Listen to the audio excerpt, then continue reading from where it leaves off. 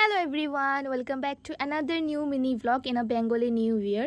So দিনটা আসলো হইছে নববর্ষ। তো নববর্ষ যেহেতু সকালবেলায় ঘুম থেকে ওইটা হলুদ দিয়া স্নান টান করার পর এরপরে খেয়ে একটু দই, যেহেতু নববর্ষ আর মিষ্টি দই ছাড়া নববর্ষ ইনকমপ্লিট। তারপরে বিকালবেলা খাওয়া দাওয়ার পর বাইরে গেলাম একটু ঘুরতে, কারণ বাড়ির থাকতে থাকতে প্রচণ্ড অশান্তি লাগতেছিল আর ভালো লাগতেছিল না গরমে।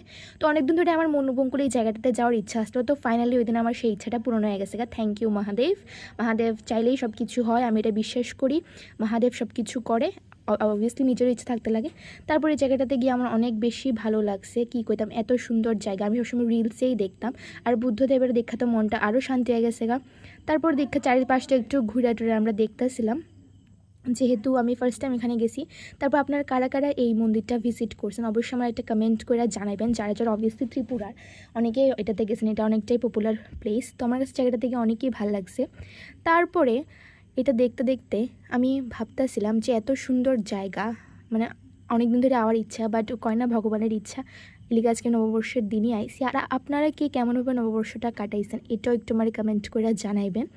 আর আমার ভিডিওতে আজকাল দেখতেছি আপনারা লাইকস কমেন্টস একটু কম করতেছেন, কাইন্ডলি একটু লাইকস কমেন্টস করেন। আর ভিডিওটা কীভাবে ইমপ্রুভ করুন সেটা একটু কাইন্ডলি জানায়েন।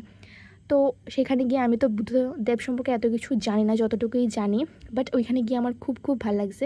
আর আওয়ার সময় দেখতেছিলাম এখানে ভুট্টা লইয়া বইছে তারা। তো ভুট্টা দেখলে তো আমি আর মানে আমার জল পড়ে জিভ দিয়ে, যেটা সত্যি কথা একদম।